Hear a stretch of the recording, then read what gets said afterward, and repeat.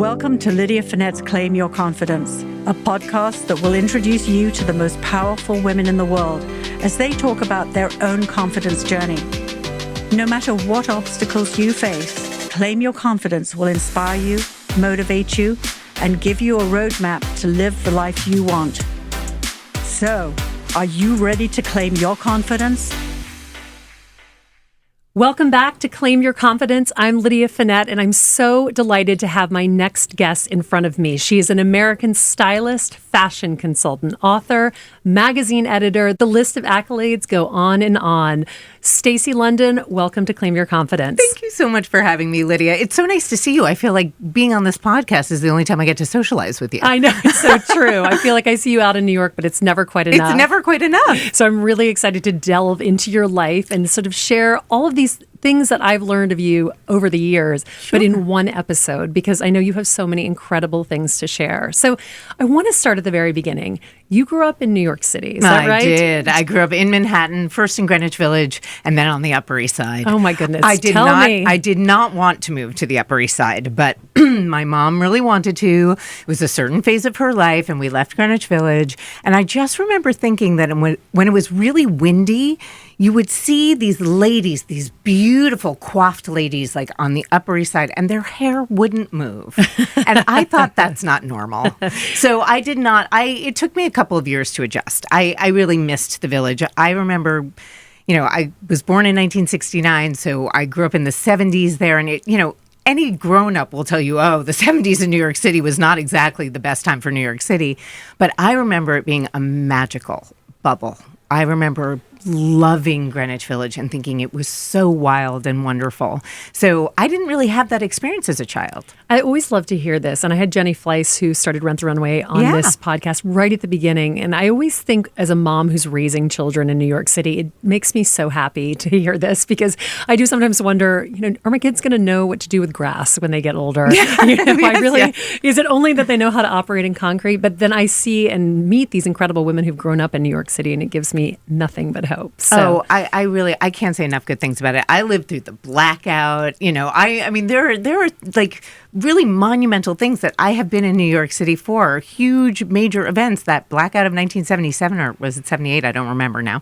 But, 9/11, COVID, all of that was in this city. This is my city. Yeah. And even though I know a lot of people were afraid and felt like they had to leave, I really felt like I couldn't. Yeah. I really felt like it was so important to be here, no matter what that meant, because I didn't know how we were going to be able to help. And I still think about the fact that, now that we're officially over the pandemic, according to the World Health Organization, I still feel this sense of we're moving way too fast. Yeah. We got out of the pandemic. We all said, oh, okay, we're going to take it slow. We're going to think about the things we want to do. We're going to be more intentional. Yeah. We are not going to get back on the hamster wheel. We're not going to get back in the rat race. And here we are. And everyone I know is running around like their pants are on fire. Totally. And it is so kind of, active. And I remember thinking just the other day, we would have nothing to do during the day. Right. My girlfriend and I we were afraid a lot of the times to go shopping because you'd see these crazy lines and everybody started wearing masks and it was so crazy.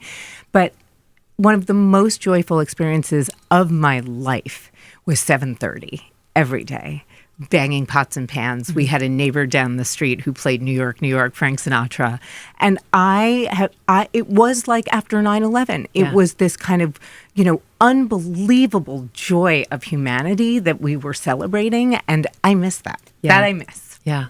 It's interesting. I have so many incredible memories from that time, too. Mostly when the city was empty. Yeah. Sort of we moved into the fall. And I remember walking along the High Line, which if you don't live in New York City, this is an elevated railway that runs basically through Chelsea that was abandoned. And then really right when I moved to New York, 2005, I remember taking one of the first charity auctions for the High Line to raise money to open each section. Because it was opened in 3 sections. So I have such a love of the High Line. And we walked down the entire High Line with our children by ourselves. I mean, you cannot elbow. You can't never. elbow your way up and down the High Line because anymore. in certain places it's very narrow, but all of the landscaping, all of the brilliant kind of architecture that went into rebuilding the High Line, it's one of the only sort of outdoor museums of its kind. And again, another thing I love about the city. Another thing I love about the city is the Little Island. Same reason. Like all of these things, they don't feel. What I love about Little Island actually is that there is so much grass. Yes. And there are hills, right?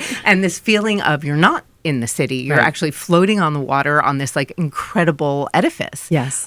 There are so many things about this city to love, and there always have been. Yeah. And it is hard. A lot of people who know me are like, you were born in Manhattan? I was like, yes, in a hospital that no longer exists. Yeah, that's how long you've been here. That's how long I've been here, Doctor's Hospital.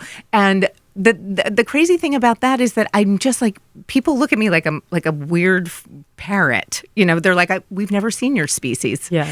And I always think it's so funny because I can't imagine growing up anywhere else. Okay. I love to hear all of this. So tell me who you were as a child. So you're growing up in Greenwich Village. Yes. It's the 70s in New York, a little bit gritty. Probably not dissimilar to some years that have passed in the past couple of years. Exactly. But what were you like? I was a weird little kid. And part of the reason that I was such a weird little kid was that I was diagnosed at 3 with psoriasis. Mm-hmm.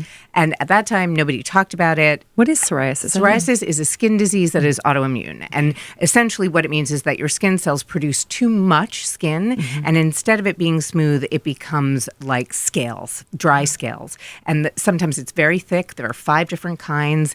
And it can crack and bleed. Oh.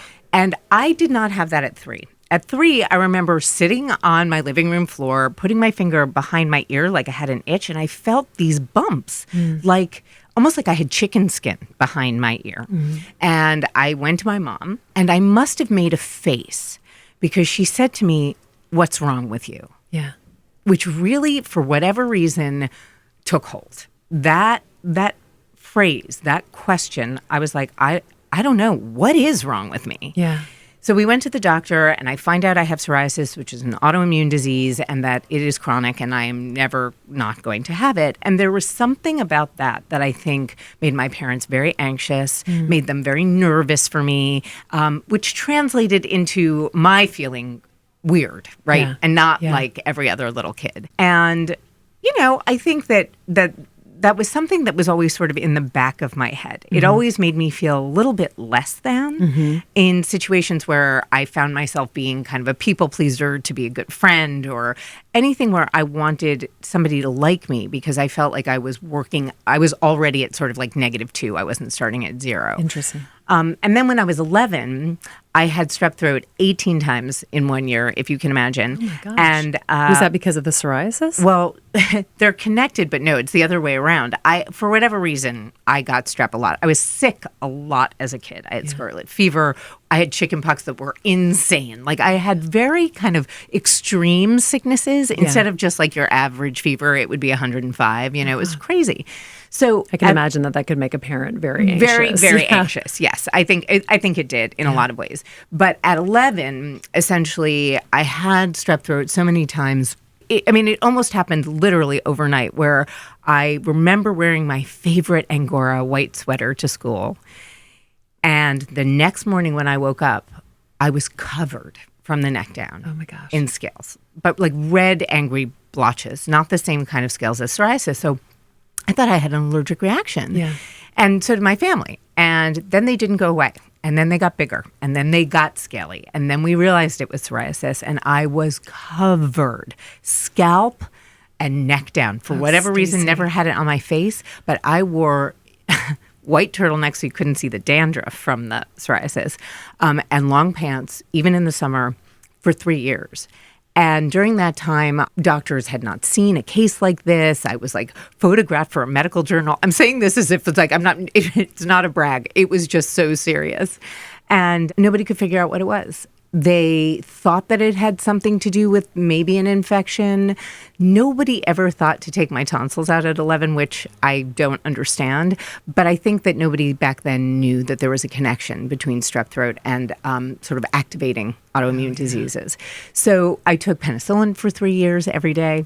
Totally destroyed my gut, right? Oh my God, and then, it was pretty intense. And I had to cut off all my hair, which was like as down to my hips, and kids made fun of me relentlessly. And why wouldn't they? I mean, we're 11 years old. I went from having long hair to like a crew cut so that we could put coal tar in my scalp and scrape it out with boric acid. Oh my gosh. It was not a fun time. No. And kids are not kind. And especially, I have a 10-year-old daughter, so I know exactly this age. And that's so tough for a young girl. Yes, at that but age. this is before. I mean, listen. Having a 10-year-old daughter today is a minefield of different problems. I mean, now that we talk about social media, we know what depression rates are like in young children. This was a particular case, right? I mean, it was, I don't think that I would have been different towards somebody else who was suffering like this because we didn't know. People would ask me if I was contagious. Oh, gosh, It was a tough time. And I used to cry every night. I used to make bargains with God in my head. You can take my teeth and just give me clear skin. I can get new teeth, or I'll gain 100 pounds. And it's like anything to make it go away. Any deal to make it go away. So how did it finally resolve itself, or did it? It did resolve itself. It got a little bit clearer when I went to high school around 14, 15, and that could have been a hormonal thing. Came back around 16 and 17. This time I wasn't so afraid. It wasn't so severe, and I was honest with my friends instead of like being so afraid to tell anybody anything. And at 17, instead of applying to college early, I got my tonsils taken out. And they finally Happy took my graduation, tonsils taken out. yeah. Exactly. And I have not had psoriasis, like scale psoriasis, since on my body. Amazing. Not once.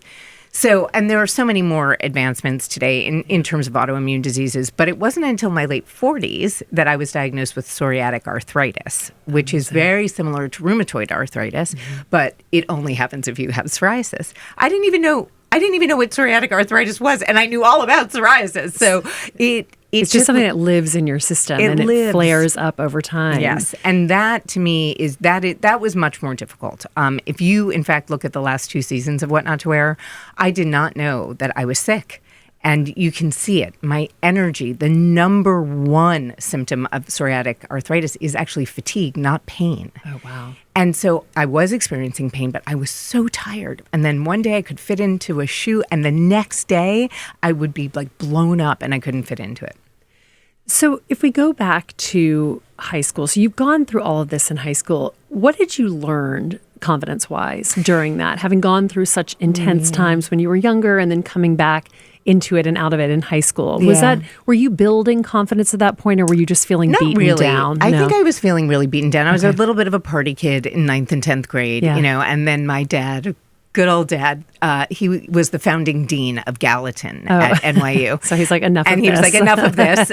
He was like, if you don't get your shit together, I am going to make you live at home and go to NYU, which for me was not the excitement that it would be for most children because I wanted out. You've already been here. I wanted to be away from my parents. So I was like, okay, whatever happens now, I have got to do better in school and I've got to figure this out. And I, put my nose to the grindstone, got straight A's junior and senior year, went to Vassar.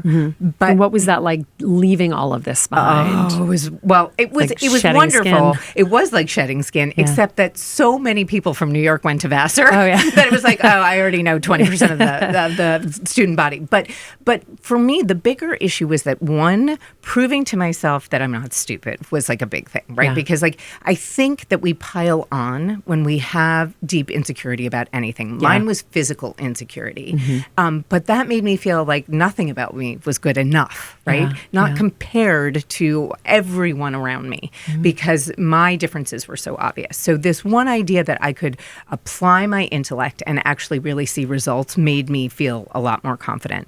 But it was around 16, right, when I had that sort of second big bout with psoriasis that I started to get really interested in fashion.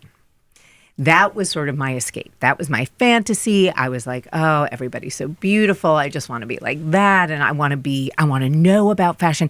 If fashion editors know about shows 6 months before we get to see them, right? I mean, this is back in the 80s. And so was that fashion magazines or is this magazines. Just... Okay, because I was going to say one thing I've always loved about New York is you can tell what trend is coming up because you start seeing all the younger women. And, when I first moved here in my 20s, it was like I'd look around and be like, oh, I guess, and now they're back again, spandex shorts are in. Yeah, like, who knew? I mean, I don't know why they're back again. I feel like I want to pull everyone aside and be like, listen, no. I know you like it.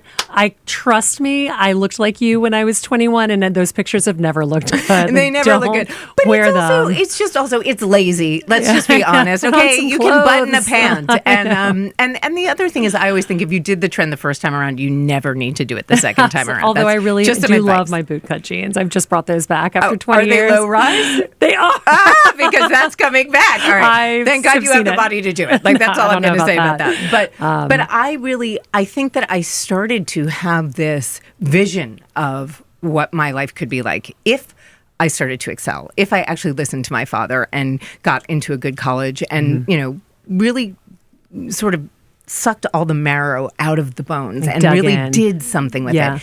And so I remember I got into Vassar, and my father said to me, remember, right? He created Gallatin, and anybody who knows Gallatin at NYU, there's only one course, and then you get to choose your entire curriculum from every other school at NYU.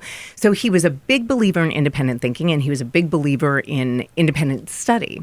So when I got to Vassar, I started taking all these classes, and I realized very quickly I did not want to be pigeonholed into a major, because my dad he gave me great advice. He said, if you're going to undergrad, don't think about graduate school yet, right? Undergrad is meant to teach you how to speak, how to write, and how to think critically. I don't care what you study, but if you leave with those 3 skills, you're going to be good to go no matter what you do. Amazing. It's great advice. And it really was. And so I made my own major. I made a huge case for being an independent major, German philosophy, psychology, and literature at the turn of the 20th century with an emphasis on Nietzsche and Heidegger. Literally something you can use every day. Every day of your life. You just pull random snippets out from that. Well, the funny thing is, even in high school, I was preoccupied with this concept of self. And so Hermann Hesse, Demian, was a really important book to me, because it really was about this kind of concept of self. And then when I got older and I started looking at this in college, I was still interested. The entire thesis was really about how the concept of self is created in writing, what works of philosophy and psychology formed certain works of literature around how you build character. So I've always been involved with identity or interested in identity in some way. But I knew that I wanted fashion, and I knew that that's what I was going to do. I was determined. So, I was very, very lucky. I got this wonderful education from my parents. I mean, I'm so grateful to them. But, I worked my ass off. I got general honors, departmental honors, Phi Beta Kappa. I was like, I'm not leaving here until I do it right. Yeah. And then my first job was at Vogue, which is kind of a funny story. So tell us the story. Okay. So at the same time, that Random House, I got some connection, some parental connection got me, a faux interview or a trial interview at Random House. Random House at the time was owned by Advanced Publications, which also owned Condé Nast. So I went in for an interview to be an assistant book editor, and one of the skills that they asked for was typing. And so they said, see how many words you can type in a minute. And I typed 7, and none of them were spelled correctly. So this guy started laughing. I feel like that's how I started as a typist too. Exactly. Yeah, that sounds very familiar. I was like, nope, this isn't for me. And that queerty thing, I don't know, whatever. And so he said, he started laughing, and he was like, I just don't think you're suited for this. And I was like, neither do I. He was like, I'm going to call my counterpart at HR at Condé Nast and have you speak. Let's see if I can get you in there. She was like, we're not hiring. There's absolutely nothing. Okay, fine. We'll do this interview with her. Now, this is in February of my senior year, right? I'm already looking for jobs, and yet I haven't graduated from college yet. So I go in and I sit down and I start talking to her, and it turns out she went to Vassar too. Oh, perfect. There you go. I had my in. I saw it. I ran with it. And then I said at the end of the interview, I think it probably would have been better if Vassar never went co-ed. And the next day, she called me and said, we have a job for you at Vogue. And I was like, great. I'm so excited. Graduated from college. Now, I will say, just getting back into this confidence flow of the story, I did have a great deal of intellectual confidence at that point. What I decided my senior year was that I needed to lose 10 pounds. I wanted to lose 10 pounds because I was going to go and work in fashion, no matter what it took. And I wanted to feel the part. And I wanted Why to 10 pounds? Was that just something you read in a magazine or something? Just this is what you wanted It just to do? felt like that. I had a mom who was always preoccupied with weight. Yeah. And I Very definitely, generational, I think. I very much inherited that. And so I thought I just want to feel and look my best. And I don't know whether I pulled 10 pounds out of thin air or I really just thought scale-wise that was the number. But unfortunately, I lost 60. And 60. I was severely anorexic. Oh, okay. I was Yeah. like, I didn't know if there was 60 pounds to lose. No. Oh, gosh. It was pretty brutal. Oh, God. My hair was falling out and my skin was green. And it was very funny because I would go home and my mom would be like, you look great. Oh, it's really, in this day and age, when you talk about people's bodies and body positivity, my sister and I talk about this all the time, that the world that we grew up in, there was nothing that was lauded as much as being skinny. Yes. And it's such an interesting thing to think back on. I think we're kind of swinging back into that now, but Well, that's the Ozempic craze. that's the Ozempic craze, but it's also just, it's such a waste. And kind of going back to what we were talking about before we got on this topic in the first place, it's amazing how I feel like we're constantly being told to think about things that we don't think of other things. Like, why is our weight so important? Like, why do we care so much about that? And I know, because I'm not the same age as you, but I'm not that much younger than you. I mean, I remember someone actually saying to me, I think it was one of my bosses once, nothing will ever taste as good As skinny feels. I know. It's a What terrible is that? line. Yeah. Kate Moss has been quoted as saying it. A bunch of people have been quoted as saying it. And frankly, that is just, to me now, thinking back to that period of my life, how deeply sad, how deeply Yes, depressed I like, was, what a how waste. paralyzed I felt, Yes. how difficult it was to write my thesis because I was adding calories in the margins of the pages, making sure that I hadn't gone over 400 that day. Like, to your body that already been through so much. so much. You know? And, I really think about that now as a woman. I'm going to be 54 on Thursday this week. Congratulations. And thank you. I can't believe I made it here because I think of all the things I did to torture this body, Yeah. to hurt her in so many ways. And it really has taken one, I think, for me to grow up, but also to see culture change. Yes. To have worked on What Not to Wear with any body type. And we never, not once, would ever tell anybody to lose weight because style is not based on size. No. Style is available to everyone. Yeah. And the idea that I had, sort of inherited this from my mom, who probably got it from her mom and her mom, I was like, this kind of has to stop with me. I want to be healthy. Yes. But when I think about the fact that I've gone through menopause and I'm probably 15 pounds heavier than I would love to be, I'm like, I don't go to the gym because I'm trying to punish myself and lose 15 pounds. I go to the gym because I want to be able to walk at 85. And also feel good. And your body feels feel better good. when you're moving it. Absolutely. But really, for me, I will say that my relationship with midlife has also changed my relationship towards being old, like actually aging. Yeah. And really understanding that this is the last time you get the opportunity to decide what you're going to do to keep your body strong. Yeah. Whether that's supplements or exercise or, weight-bearing things, that I think about physical freedom as much as I think about financial freedom and all of the things that I want as I age. Yeah. So let's go back to What Not to Wear. Yes, okay. Just for a second. Sorry, I know that this cannot be the entire podcast, but I do want to say that I was a huge fan. Thanks so much. I loved it. And I actually have always loved any kind of reality show where they have hosts who are specific in terms of what they think, but also have a kind heart. Yeah. And I loved your sense of humor always. I literally think about the fact that people's coworkers used to submit them, and what a different world we live in. Like, oh my God. We had one, this was a long time ago. God, this was a long time ago. But I remember coworkers in Atlanta had nominated this woman, and I don't think they knew her very well. And I think she had just arrived.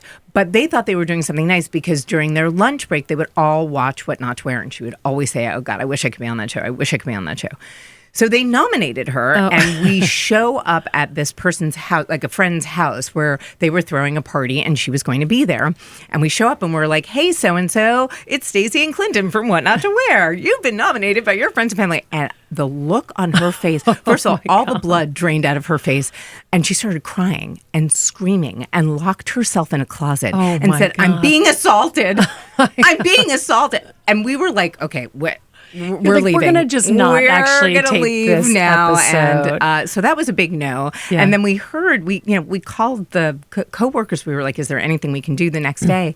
She'd already called her parents and like, they got her U-Haul and she left. Oh my gosh. And I felt so terrible. I was like, nobody had any intention of hurting you that way.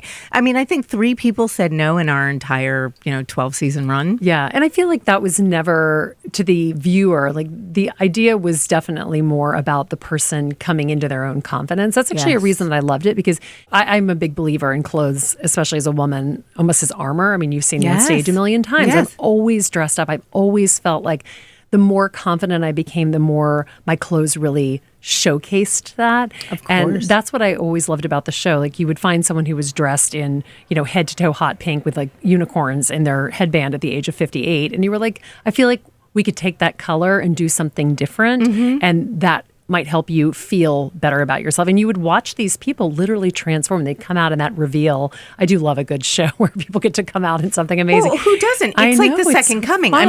Until we have the second coming, all we've got is that kind of transformation, Yes, right? exactly. I mean, it is that uplifting. It's one of the reasons that television was such a good medium for that show. Yeah. Because it wasn't about just giving tips or rules or anything. It was really watching someone blossom. Yes. And then be able to see themselves in a way that was so different from the way they came in, the way they talked about themselves. And this was a huge part of my confidence because, I worked at Vogue, I worked at Mademoiselle. Yes, I got more confident as a fashion editor, but I was also incredibly materialistic and maybe a little too superficial. And by the time I got fired from Mademoiselle, I had probably been there 2 years too long. And I needed to do something else. I wanted to do something creative. I'd never been fired, so I at the time really crushed my confidence a little bit. Yeah. But also looking back now, I can say with certainty, I don't want it to sound privileged, but if you have the opportunity to get fired, take it. Yeah. Because it makes you reassess life in a way that leads you more to the path that you're meant to be on. When a door closes, it is really important to know that now that's one less door you need to go through. Yes. And I think there's real value in that. And also just to reassess, what makes you good at what you do? If you get fired, why did you get fired? I was specifically fired because a new editor-in-chief came into the magazine and was like, out with all of you, right? None of you sort of match my ideal. But then again, Mademoiselle closed, so there you go. You're like, I don't want to say that, but also I'd like to just mention that. No, I'm just kidding. But it was about a year of me floating around with an agent doing very less glamorous things, right? I mean, I was doing high C commercials with kids. I was doing bank commercials with families and dogs and finding the right leash. I did a flooring campaign where everybody had to be, in their apartment, in their bathrobes and pajamas. I mean, this was not glamorous stuff, but it was paying the bills. Yeah. But it also taught me to deal with models who were not 6 feet tall and 100 pounds and really look at what regular people in ads and commercials need to look like, right? Yeah. Need to, what really does fit mean when you don't have a hanger in front of you, as a model? Yeah. What does that mean? And what does it mean when you're not taking a photograph specifically for kind of a creative or artistic image? This is to sell flooring. This is to sell dog food. This is to sell. So how do you really make people believable? How do you make things look good that fit right? And that was a whole other education for me. I learned to dress men and kids and all kinds of women. And for me, that was really quite incredible. So when What Not to Wear came up, when this came to my agents, and basically the description was they wanted somebody who'd worked in editorial, who'd worked with celebrities, which I had. I'd done a lot of celebrity covers and a lot of press junkets for celebrities, and then who had experience dressing real people and who could talk a lot without a script. And I was like, oh, well, who else is there? You're like, hello, I would like to put my hand up for this job. And I thought it was funny. I was like, I didn't really understand it at the time. And then even when I got the job, I thought it's going to be 11 episodes and that'll be that. And that it first ran season, for how long? 12 seasons. 12 And we seasons. did over 500 episodes. Amazing. It was crazy. But when I walked onto that set, really, truly, the first day, I was like, I'm exactly where I'm supposed to be. Because if you think about that Steve Jobs quote, you connect the dots backwards. Yes, absolutely. I'm such a believer in this. You're like, oh, this all is because it's all because the I right needed thing. to learn this. I needed to learn all of this. these things. So I looked back and I was like, now I know how to deal and dress real people. I knew how to do, sort of an editorial edge. And I also had like a real understanding of basic psychology around the way people feel about themselves. Everything I studied in school, everything made sense. It was like, we weren't paid to be therapists, but we were. Yeah, you were. You definitely were. Yeah, and there was so much to learn even on that show. I feel like the progression of that show, I became softer. Yes. I was super snarky in the beginning. Yeah. I was told to be super snarky. But we realized that was not the way the American version of the show was going to work, right? Yeah. I said this to you before about your mom. You can get away with a lot in this country if you have a British accent. Yes. The kind of humor doesn't always read Yes. in America as an American. And so that snarkiness didn't have the same kind of funny punch to it. Yeah. And so very quickly we realized we wanted to switch gears and we wanted to be more instructive. And the compassion part of it, that happened for me over time. Yeah. And it really You can happened. see that evolution. Yeah. You can definitely see that evolution because my daughter and I watched a highlight reel of this last night. Yes. We watched like 10 episodes, like sort of highlight reels all put together. And you can really see that in you. I mean, there's one episode where someone walks out and you just burst into tears. And it's like, that would not have happened in the first season. But by season 9, you see that. And it's really your reactions and even your relationships with the people. Yes. That's what becomes so sweet about it. It's like you're not just helping them transform their clothing. You're learning about them and why they came to a place where they felt that they didn't have the confidence to treat themselves the way that they wanted to be treated. And they didn't really feel that they needed to because they didn't think anyone else believed in them. Right. So it was like this weird thing to watch. But I think you really did bring that, especially in those last few years. I appreciate that. I think also really it wasn't just confidence that we were after, right? What is at the core of confidence, right? It's really about self-worth. Yeah. And if you cannot find yourself worthy, you're never going to be able to build your confidence. You're sort of, building confidence on quicksand. Yeah. So I've said this also many, many times, but the phrase is seeing is believing, right? But that's actually shorthand. And seeing for fashion is like the most important sense that we can use. But seeing something and being so surprised about the way that you look makes you feel differently. Like, wow, I'm beautiful, or I'm hot, or this looks great on me, which also makes you think about how much more capable you are. If you can do this, how much more you can do in your life, right? Yeah. And that is what leads to belief. It is this kind of unbelievable process that we forget about because seeing is believing isn't actually what that process looks like. It's much bigger and much more sort of all-encompassing than just the sight version of it. And I found the more people that I loved on that show and the more people that we worked with, there were so many similarities between, I was like, oh, of course I got this show because I'm so good at being mean. I'm so good at being snarky because I am so self-critical that this makes perfect sense. But the more I was able to use compassion with our, guests, the more self-compassion I started to have. I was like, I cannot be this kind to people who I believe have no reason to say these things to themselves that are so awful and so untrue about who they are. Yeah. Why is it okay for me to do it? Yes. And that was a very different level of confidence. Learning to become compassionate for other people, really empathizing, standing in their shoes, understanding somebody else's lived experience, not only made me softer, it made me like myself better. I love that. Yeah. Well, I love that you ended What Not to Wear. And I'm sure that there were a lot of reinventions that take place after you have become known as someone, as part of something that is such a brand and such a show and such a moment, really. I know. And then I'm sure at the end you're kind of like, okay, so who am I? Who is Stacy London without What Not to Wear? Well, that's exactly what I asked actually the night before I left to go on the last episode that we were shooting. I was like, did I make a mistake?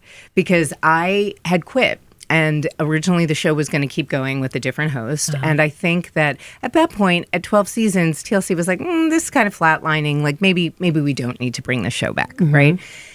But I was all prepared to like have somebody else take my place, and I just didn't want to do it anymore. And part of that reason was because I didn't know that I had psoriatic arthritis, and I didn't know how sick I was. Oh, gosh. So that was part of it. But it was also like, I just, I can do this with my eyes closed and my hands tied behind my back. It's time to figure out what comes Where's next. the challenge? Yeah, where's the challenge?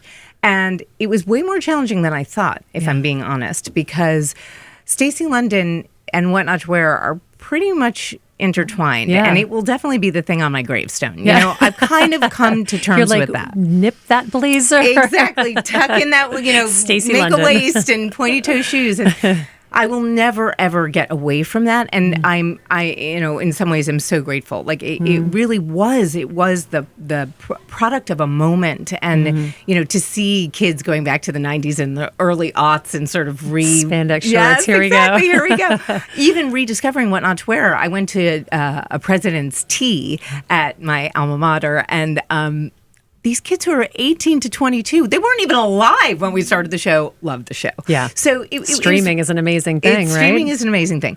What happened after was really maybe, I wouldn't say that was an easy thing for me. I mean, I was burnt out. So that first year, I sort of probably took 6 months and like slept on my couch. There was not a lot that I felt like I needed to do at that moment. And I really wanted to like rest and kind of reset.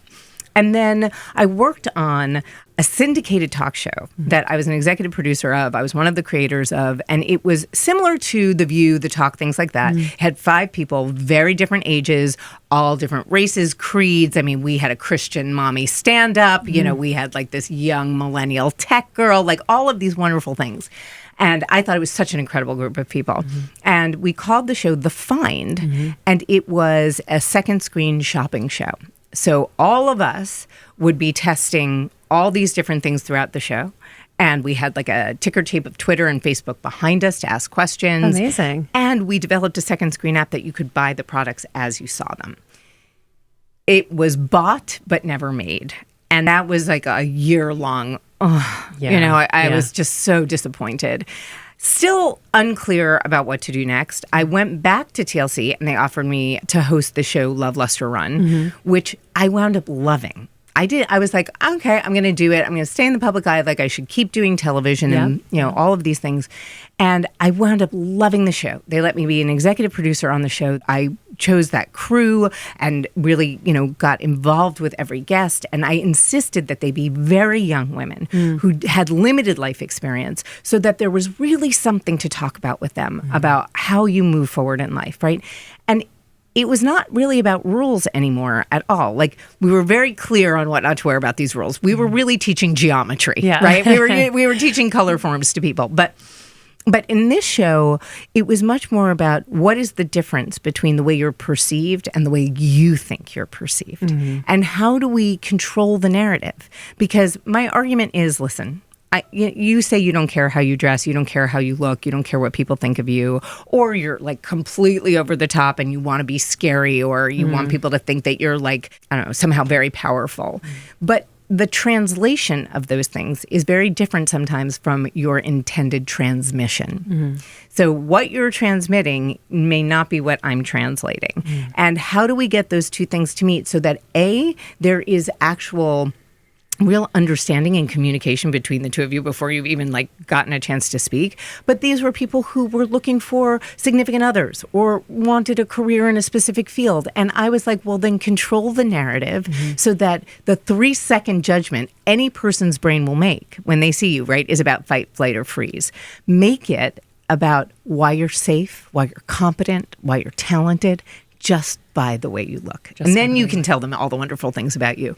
But it makes a difference. Yeah. Now I use the example of the suit, right? If you want to go and work for a very stodgy corporate bank or law firm or something like that, then yes, wear the pinstripe suit, right? Look the part, because that's just the way that culture works. But, if you are applying to be a dominatrix, wear the latex cat suit, right? I mean, just know your different audience, outfits, right? Know your audience and read the room. Yeah. And I think that's not to say that personal and self-expression in fashion doesn't matter. Of course it matters.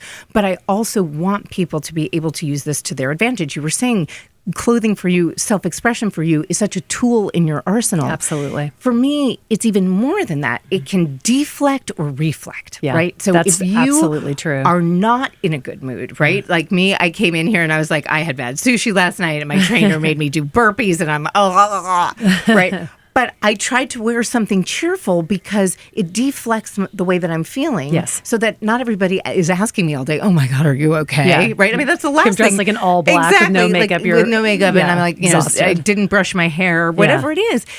People then are concerned or worried about you, or you're getting a kind of attention that maybe you didn't plan for. Well, they meet you where you are. Right. Yeah. Or it can reflect exactly how you're feeling. Wonderful and excited and strong and colorful and all of the things. So what an incredible tool not to have at your disposal. It is the easiest one. And the funny thing is, I would say that when people go through life changes, certainly confidence changes. It's the first thing that they let go of. But it's the easiest thing to pick back up. And the fastest. It's true. Especially if you have a good guide. Absolutely. Well, I want to touch on two things as we kind of come towards the end of this interview. The first being, you had this incredible persona. You've had this amazing run on TV. And then in 2017, you wrote an article for The Cut. And I remember reading this because I'd always been such a fan of yours. And then I'd met you a couple of times in New York. And, you know, you're just such an energetic, bubbly person. And you wrote this article about some really difficult, tough things that you were going through. And this was pre-COVID. This was pre the big reveal about things that were going on in our life. And you mentioned in the article that you had a spinal fusion. I had a spinal fusion after our car accident. So I know that pain. And now I went back and reread that article last night as I was sort of getting ready for this podcast. And you were hurting in 2017. I was hurting so much in 2017. I was hurting in 2016. Yeah. And, I kept sort of convincing myself, because 2015 is when Love Luster Run ended. And I thought, okay, great, I'll take 2016 off. It'll be like a sabbatical. And something wasn't right. Right. I started to feel it. I was doing a lot of guest hosting for The View, but I wasn't feeling incredibly enthusiastic about anything. I didn't really think that I had a lot of prospects. I was losing not just a sense of identity. It was definitely about confidence, right? I mean, I was losing confidence and this sense of like, well, now I really don't know who I am. And so I had the surgery in 2016 and 2017. Most of 2017 was being, in a relationship that wasn't right for me. And also recovering, right? It took me a long time and a ton of physical therapy. And I started to experience all of these weird issues after the surgery. Depression and anxiety being the biggest two. But, heart palpitations, joint pain, things that I did not understand and that I kept thinking were, attributing to this surgery. And 18 months later, I'm getting back into shape. I'm really trying to figure out now what I want to do. And my father gets super sick. And he was already diagnosed 7 years prior. And they said, you'll be fine until you're not. And then it's going to be like you fell off a cliff. And that is exactly what happened. And my family and I were with him from March until he passed away in November. And I was with him almost every day. There was no time that we didn't realize that this was going to be serious, but we thought that we were sort of racing against the clock to find a cure, right? Yeah. There is no cure for amyloidosis of the heart. And there are some things that they think may stall its progression, but it is a very serious heart disease. And one that, was wild type. It wasn't genetic. I mean, it was just all these weird things. It was a fluke. But losing him while I was taking care of him was very hard for me. And I started to mimic his symptoms. Like he had a heart disease, I would have heart palpitations. He would get a rash, I would get a rash. He wouldn't be able to eat some kind of food. Like he couldn't keep it down. I started to have food allergies, like left, right, and center. And at that point, when I lost my dad, I felt so lost. I was like, there's nothing left for me. I don't have anything to look forward to. I felt like an abandoned child in a shopping, mall and being completely lost. I felt like I was hurtling through space. I had no purpose. I had no identity, and I had no confidence. I just lost everything. And look, if you've been through losing a parent, some of these words may resonate. But if you haven't, You'll know that you'll grieve. You know that you'll feel lost, but there is nothing that prepares you. Nothing. There's nothing I can say that will actually prepare you for the physical feeling. But what nobody told me, and what I had started discussing with a friend and a company in 2018, was that I was at the age of perimenopause.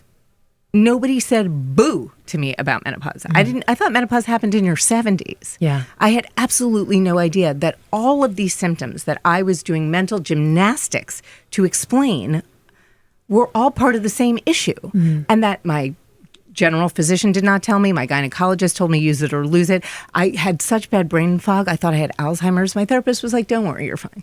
Like, I mean, all this like nobody's putting dismissed, these things together. Right? And yeah. I thought, well, maybe I'm overreacting. Like everybody else is saying, well, maybe it's menopause. Like as if it was nothing. And I thought I was losing my mind. Yeah. I had a short fuse. I was always angry. I was deeply insecure. I almost felt agoraphobic and kind of paranoid. And this is way before COVID, right? This is like, I was anxious about money. I was anxious about what I was going to do for a career.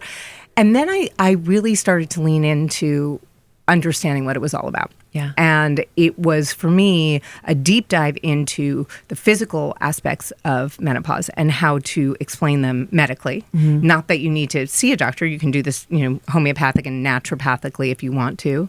But also the psychology, the big feelings that surround this that do have to do with this very important kind of ignored life transition, which is about saying goodbye to your youth. There is a little bit of grief involved in that.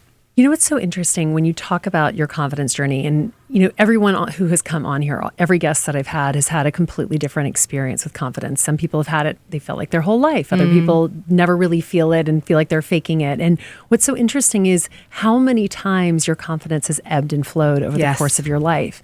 And having watched all of this with State of Menopause, which I know the CEO of State of Menopause now, as this conversation really becomes kind of, as someone who is in her 40s, when I was pregnant, that's when the whole conversation around pregnancy was really coming to the forefront. My mom was always like, why did I have to wear a muumuu? And you get to wear these cool, fitted things and take all these cute pictures of yourself with a bump. Like, this is what menopause is becoming. Yes. It's like the new discussion. The new buzzword. Yes. I mean, and in a way, I think you're absolutely right, Lydia. Like, there's two parts to that I don't want to forget. One, I think menopause is just the continuum. Yes. And it is, you are younger than me, but I don't know if you're still Generation X. But regardless, I am Gen X. And I do believe that Gen X's legacy is not going to just be about really making the menopause life transition understandable and manageable and nothing to be ashamed of or afraid of. That I do believe is our legacy. We are already getting there, but there's still a lot of work to be done in terms of legislation and all sorts of things. There's a lot of healthcare inequity when it comes to women and gender expansive folks. So we have work to do, but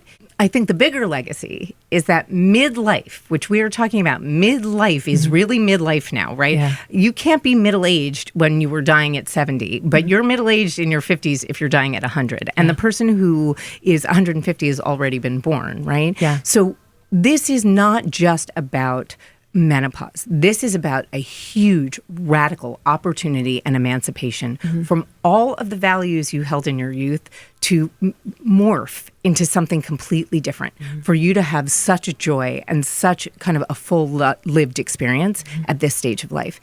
At the same time, and this is why I wear a necklace that always says "and," right? Because "and" is the most hopeful word in the English language. It also means that more than one thing can be true at a time. You can feel scared. You can feel scared about aging. You can look in the mirror and be like, what is happening?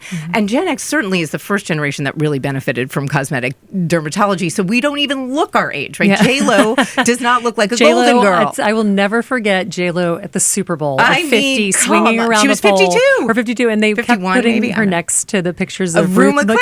McClanahan from the Golden Girls, Exactly. and her with her hair perfectly set, obviously Exactly. not moving in the wind. Exactly. And how exciting to have all of this to look forward to, and that this conversation continues to move forward because of people like you, Stacey. Well, thank you. But what I really wanted to say, sorry, I know we're probably running out of time, is that you were saying that my confidence has ebbed and flowed. Yeah. And it has.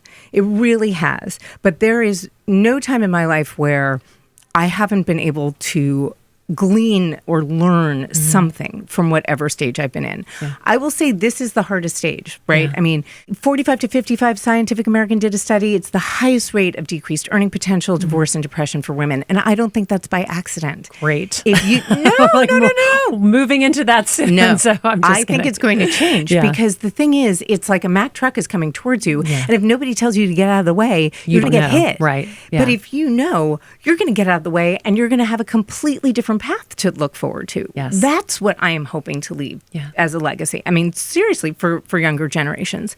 But I also believe that this kind of ebb and flow of confidence, I kind of describe it as inverse narcissism, right?